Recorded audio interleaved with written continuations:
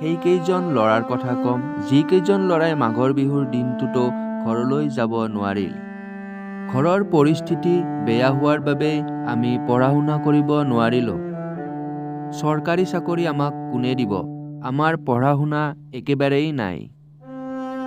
আনৰ ঘৰত দিন হাজিৰা কৰিলেও সেই টকাকেইটা একদম নোজোৰায়।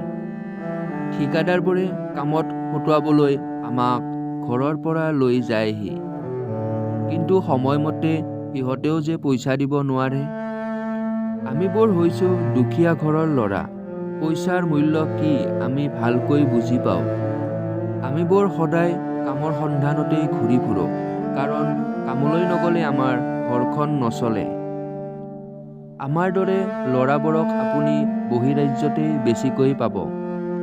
আপুনি কওক, সেই বহিৰাজ্যত থকা ল'ৰাকেইজন জানো ঘৰলৈ আহিবলৈ মন নাযায়? সেই বহিৰাজ্যত থকা ল'ৰাকেইজনৰ জানো ঘৰৰ মা দেউতাক হতলৈ মনত নপৰে? সেই বহিৰাজ্যত থকা ল'ৰাকেইজনেও ঘৰলৈ আহিবলৈ বহুত মন যায়। সিহঁতৰো খাবলৈ মন যায় মাকৰ হাতেৰে বনোৱা এসাঁজ ভাত। মা, ঘৰলৈ সদায় যাম বুলি ভাবোঁ। সদায় ভাবোঁ মা, ঘৰত গৈ তোমাৰ কোলাত সদায় শুম।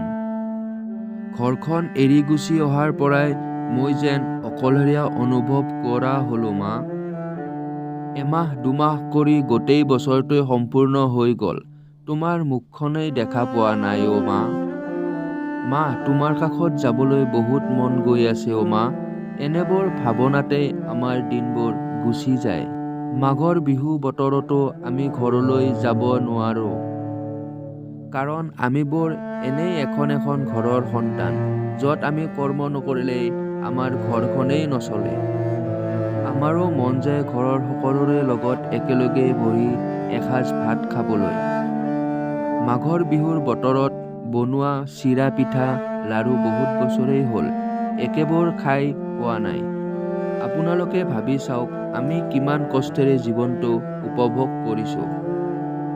পাৰিবনে আপোনালোকে আমাৰ দৰে জীৱনটো সুখী হ'বলৈ?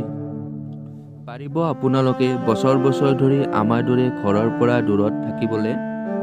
যেতিয়া বহিৰাজ্যত থকা ল'ৰাবোৰৰ মাক দেউতাকৰ হতলৈ বহুত মনত পৰে। কথাবোৰ কেতিয়াও এজন ল'ৰাই খুলি ক'ব নোৱাৰে যে মা, তোমালৈ বহুত মনত পৰিছে। ঘৰখনৰ সুখৰ বাবে বহিৰাজ্যত থকা ল'ৰাজনে কেতিয়াও সুখেৰে জীৱনটো উপভোগ নকৰে। বিহুৰ দিনটোতো যে আজি আমাৰ একদম বিহু যেন লগাই নাই, কাৰণ কোনোবাই নাইট ডিউটি কৰিছে আৰু কোনোবাই দিনৰ ডিউটি কৰি গৈছে। বহিৰাজ্যত থকা সকলো ল'ৰা ছোৱালীৰ ফালৰ পৰা আমি আপোনালোকক ভোগালী বিহুৰ আন্তৰিক শুভেচ্ছা জনালোঁ। ধন্যবাদ। যদি ভিডিঅ'টো চাই ভাল পালে like, share, comment and subscribe কৰিব নাপাহৰিব।